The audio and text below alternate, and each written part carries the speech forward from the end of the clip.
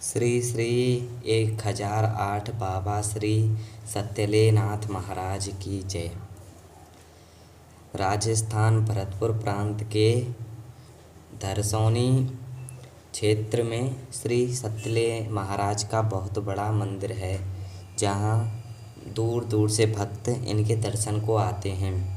ये बहुत ही चमत्कारी संत हुए थे, जिन्हें लोग शिव जी का अवतार मानते हैं। कुछ लोग इन्हें दत्तात्रेय का अवतार भी कहते हैं। इनका अवतार 100-200 साल पहले हुआ था, लगभग कुछ ज़्यादा भी हो सकता है, लेकिन 100-200 साल ही कहना ठीक होगा। इनके जन्म और निर्वाण की तिथि निर्धारित नहीं है, क्योंकि किसी ने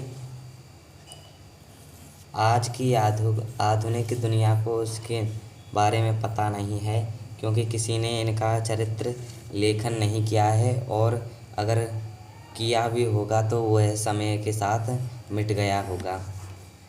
इनके चमत्कारों से ही लोग इन्हें जानते हैं, जो कि कुछ ही चमत्कार अब सुनने में मिलते हैं, क्योंकि इनका अवतार बहुत साल पहले हुआ था, इसीलिए वो जानकारी कुछ ही शेष बची है। इनके चमत्कार कुछ इस प्रकार हैं। जब ये एक आश्रम में रहते थे, अपना आश्रम में रहते थे, तो ये गाय चराते थे।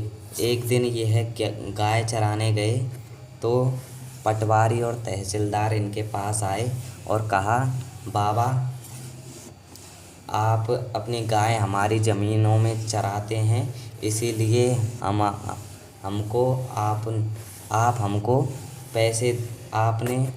आप हमको पैसे देंगे। तब बाबा ने कहा, ठीक है भैया, तुम ऐसा करो, गाय गिन लो, मैं उतने ही पैसे दे दूँगा जितनी गाय होंगी। जब वो गाय गिनने के लिए गए तो बाबा का चमत्कार हुआ। उन्होंने गायों के नीचे एक एक शेर का बच्चा देखा।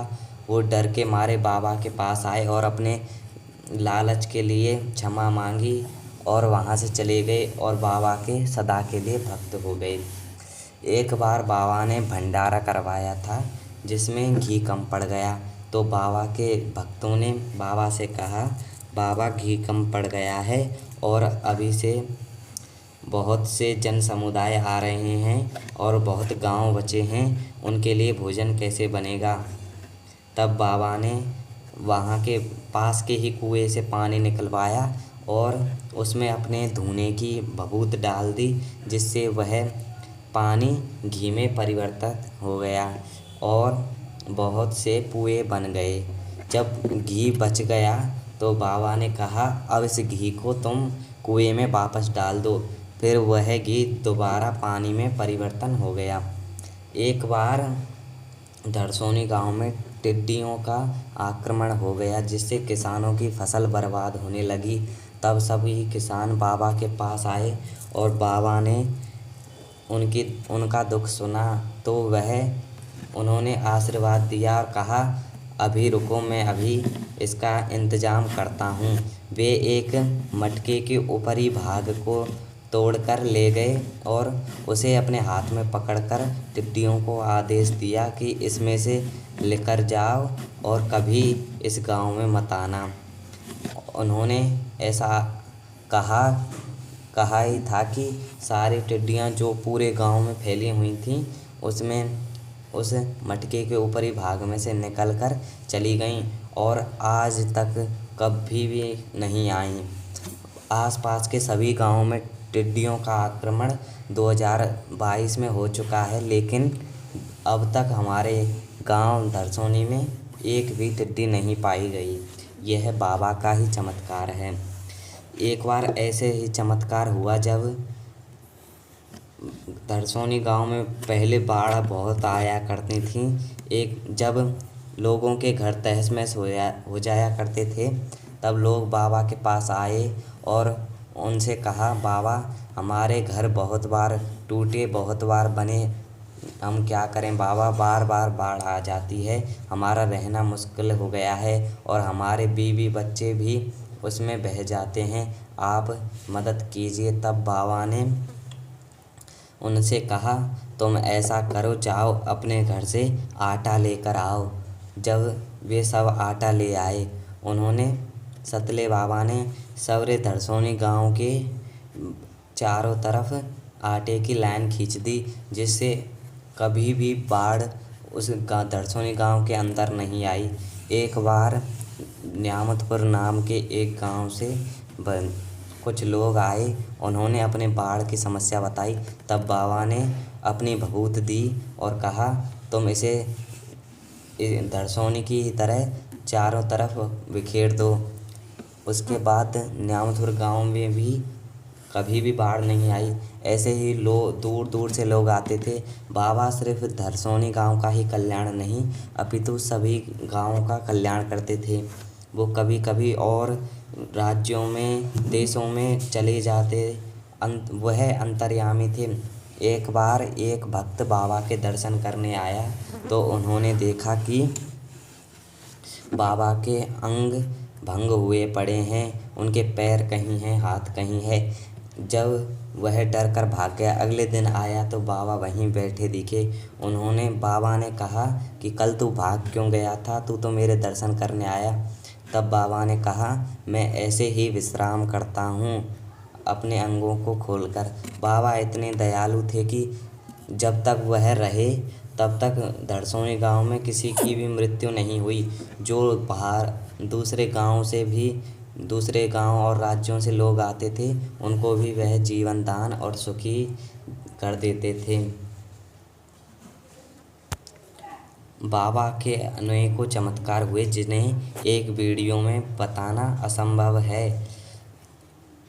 जब बाबा की सभी लीलाएं हो गईं, तो उन्होंने कहा कि अब मैं समाधि लूँगा।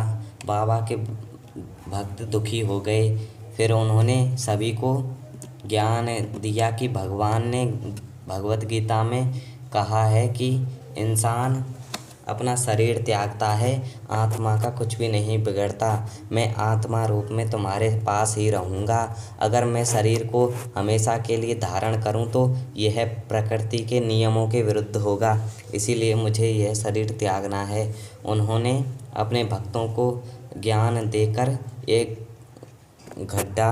खड्डा खुदवाया और उस खड्डे में जाकर बैठ गए। उन्होंने कहा, मैं इस माला पर जप करूँगा, जब यह माला रुक जाएगी तब तुम इस खड्डे को भर देना।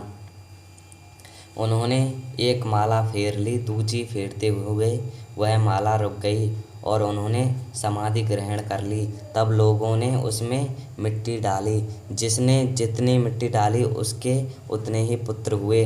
जो 5 औरत थीं, उन्होंने किसी ने 1 मुट्ठी मिट्टी डाली, उसके 1 पुत्र हुआ। किसी ने 2 डाली, उसके 2 पुत्र हुए। ऐसे ही बाबा के बहुत से चमत्कार समाधि के बाद भी होते रहे। ऐसे ही एक बार जब बाबा का मंदिर बन गया तो वहाँ एक बाबा रहते थे,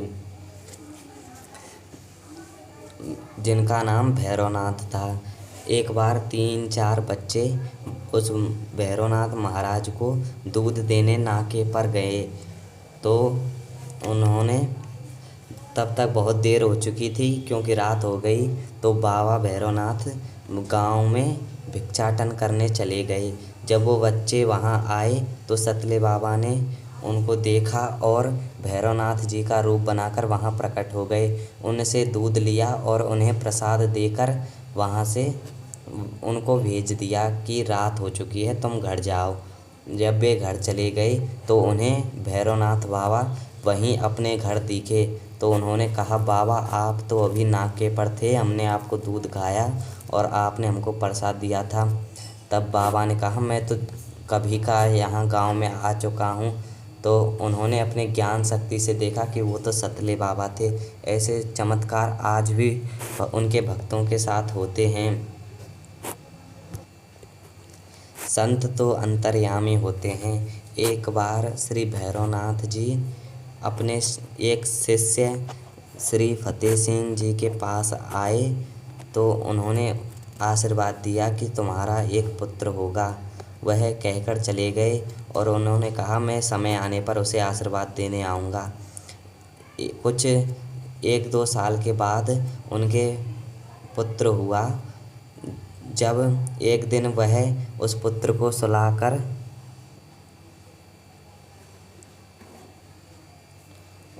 को सुलाकर बाहर गए तो उस वहाँ की पाटौर के ऊपर से एक पट्टी गिरी जो उनके बेटे को बिल्कुल पास से छूकर गई, लेकिन उनके बेटे को कुछ भी नहीं हुआ। वह पट्टी बगल में जाकर टूट गई। अगले दिन बाबा भैरवनाथ आए। उन्होंने कहा कि तुम्हारे घर से शनिचर उतर गया। ऐसे संत अंतर्यामी होते हैं और भक्तों के लिए सदा रक्षा करते हैं। उनकी विभूति भक्तों के लिए चमत्कारी औषधि है जो भक्तों के सभी दुख हर लेती है। उनकी बहुत ही कथाएँ जिन्हें मैं कह नहीं सकता, उसके लिए मुझे क्षमा कीजिए। उनके बहुत से चमत्कार हैं जिन्हें मैं नहीं बता पाऊँगा। अगर संत श्री सतलेनाथ महाराज की जीवनी आपको पसंद आई हो तो इस वीडियो को लाइक कीजिए, चैनल को सब्सक्राइब कीजिए और वीडियो को शेयर कीजिए। धन्यवाद। श्री सत्यलेनाथाय नमः।